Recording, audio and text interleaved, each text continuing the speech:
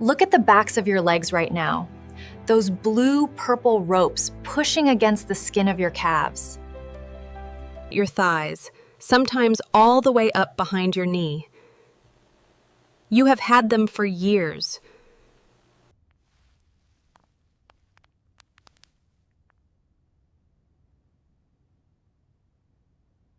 Maybe since your second pregnancy. Maybe they appeared slowly, one season at a time. Until you realized one summer that you had stopped wearing shorts entirely. You were told it is genetic. You were told it is the price of standing on your feet all day. You were told the only real fix is a procedure: sclerotherapy, laser ablation, surgical stripping. Expensive, invasive, and for many people temporary, because nobody explained to you why they come back.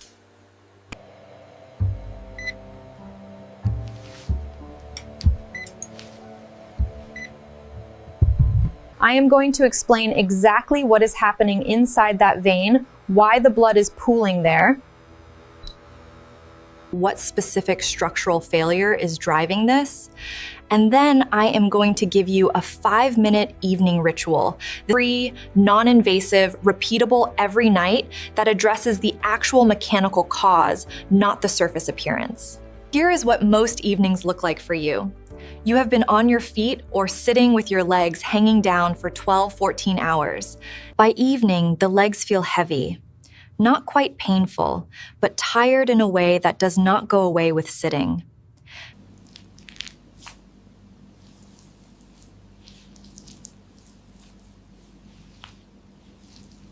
You press a finger lightly against that twisted vein, and it feels warm, slightly tender. You put your feet up on the couch cushion and feel momentary relief. Then you stand up in the morning and the heaviness is back, waiting for you. Your doctor looked at your legs, said, "Classic varicose veins," mentioned a referral to a vascular surgeon, and moved on. What your doctor almost certainly did not explain, because there is no billing code for a 5-minute conversation about fluid physics, what is the precise mechanism creating those veins. And without understanding the mechanism, you cannot fix the problem.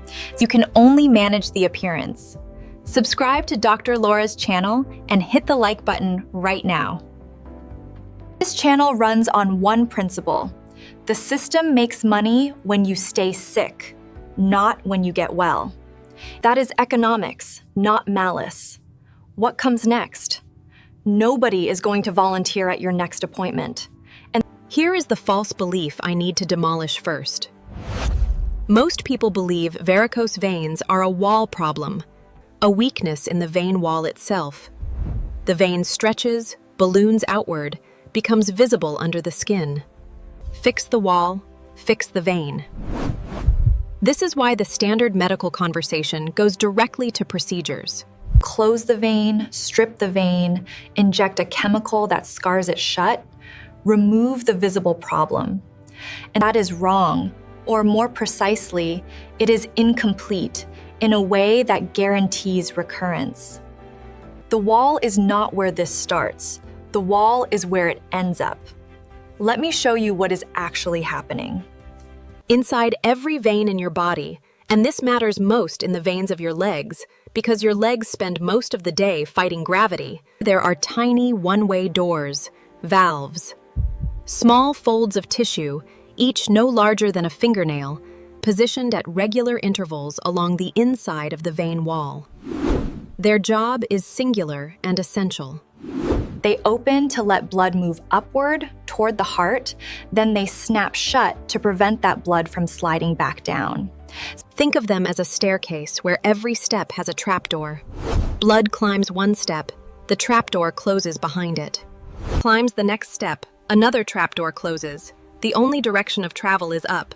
Now imagine those trapdoors start to stick. The hinges stiffen, the flaps no longer close completely.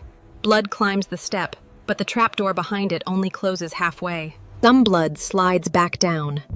The blood below it, which was already waiting, now has to carry extra volume. It pools. the pressure in that section of vein rises.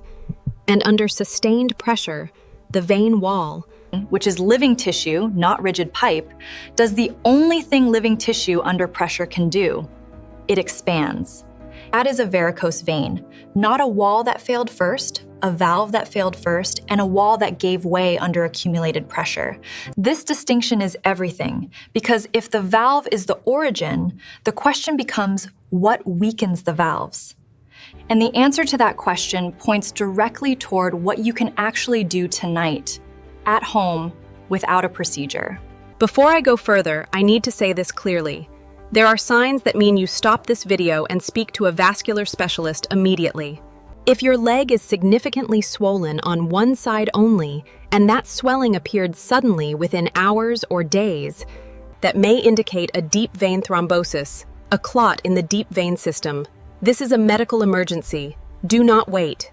If your varicose veins are accompanied by a skin ulcer near the ankle, an open sore that will not heal, and that is advanced venous insufficiency requiring clinical management. If you press on the vein and feel a hard, painful cord under the skin with redness above it, that is a particular vascular condition, and it needs evaluation today. Ooh. If none of those apply, continue.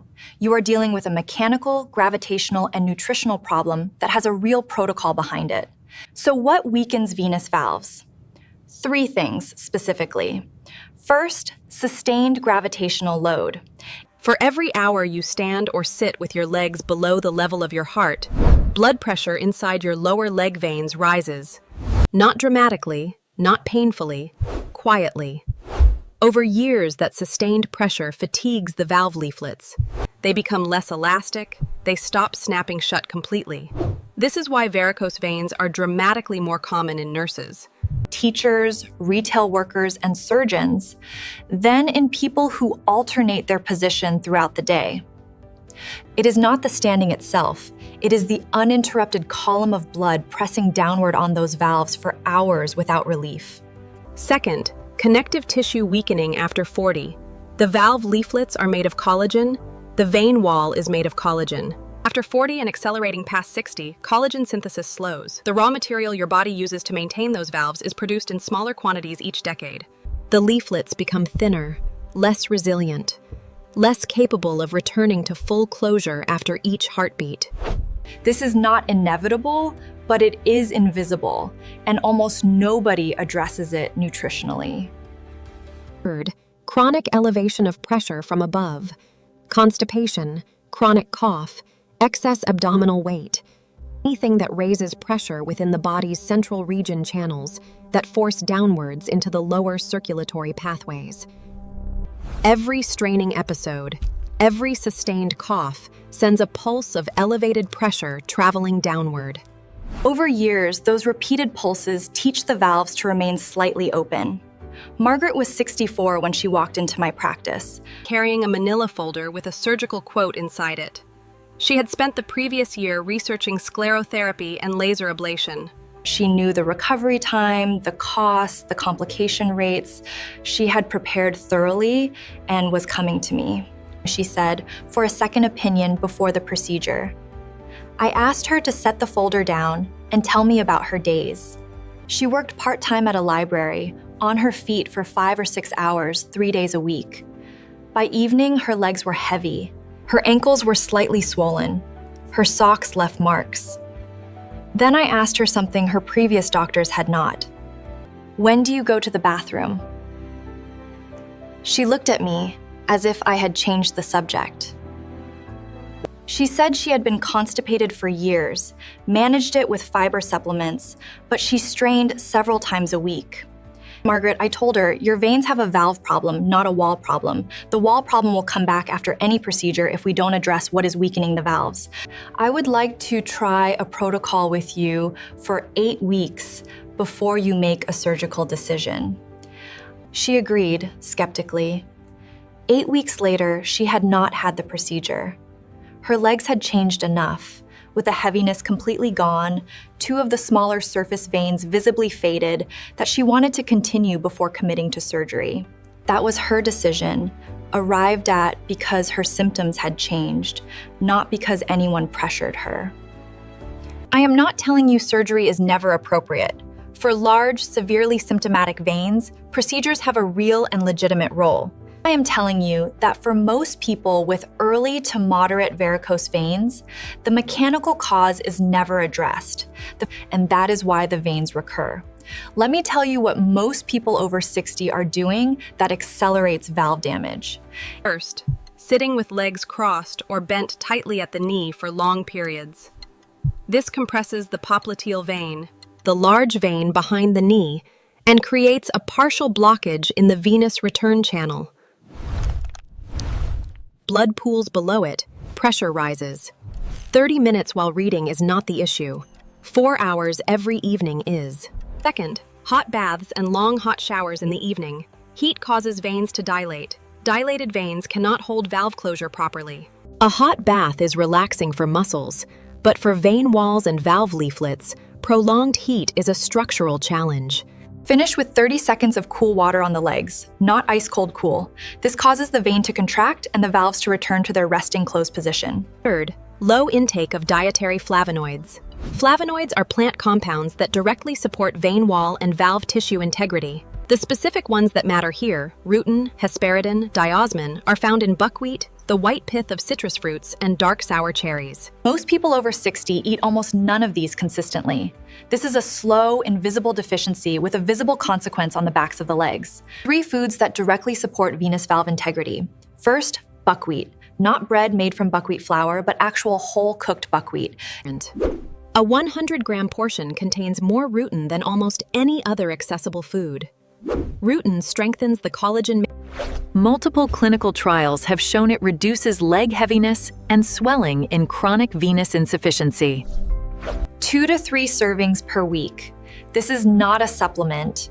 This is a grain that costs less than rice. Second, the white pith of citrus. When you peel an orange and eat only the segments, you discard the layer where hesperidin and diosmin are concentrated.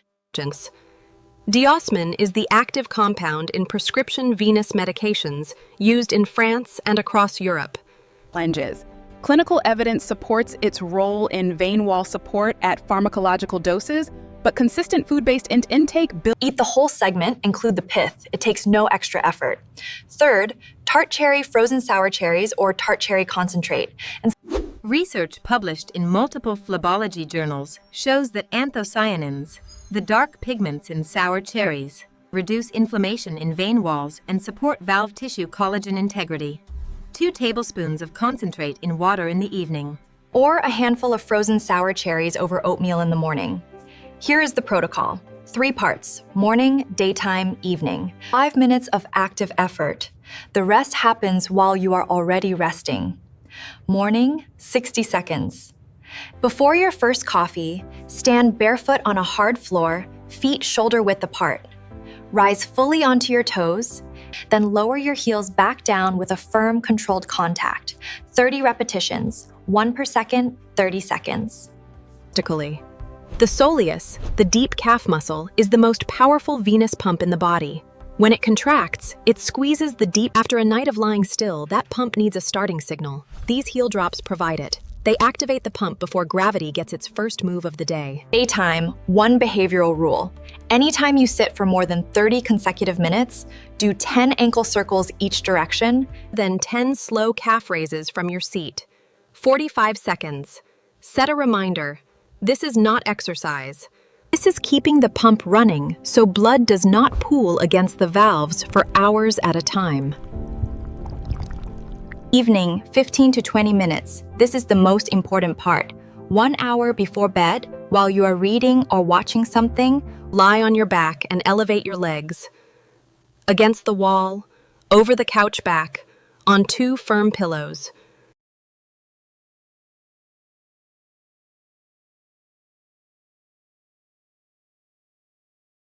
One requirement, your heels must be higher than your heart. A 45-degree angle is sufficient. You do not need to go fully vertical. Hold this position for 15 to 20 minutes. What happens? You reverse the gravitational load that your venous valves have been fighting all day. Blood and tissue fluid that pooled in your calves and ankles during the day now flows back toward your body's center by gravity alone, without valve effort. You are draining the reservoir deliberately while you are awake, so it does not drain at 2 a.m. After the elevation, stand up slowly and go to the bathroom. You will urinate more than expected. That is correct. The fluid from your legs is now circulating through your kidneys. You emptied the reservoir on your schedule. Finish with 30 seconds of cool water on both legs in the shower. Feel the veins contract. This is passive valve closure. The cold tightens the vein wall and brings the leaflets closer together, restoring some of the tone lost during the day. Margaret started with the evening elevation and the morning heel drops. First week, the heaviness was gone by morning. By week 3, no sock marks on her ankles. At week 8, 2 smaller surface veins on her left calf had faded enough that she had to look closely to find them.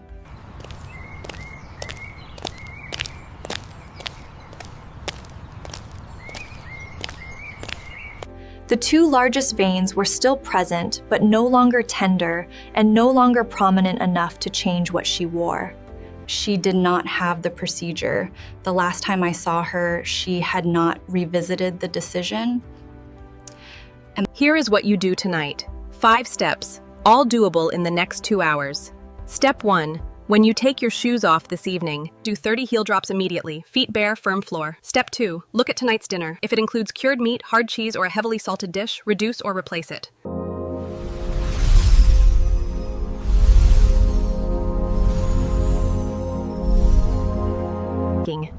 Step 4. Finish with 30 seconds of cool water on both legs in the shower. Step 5. Tomorrow, that is your rutin source. That is the food that starts rebuilding what the valves are made of.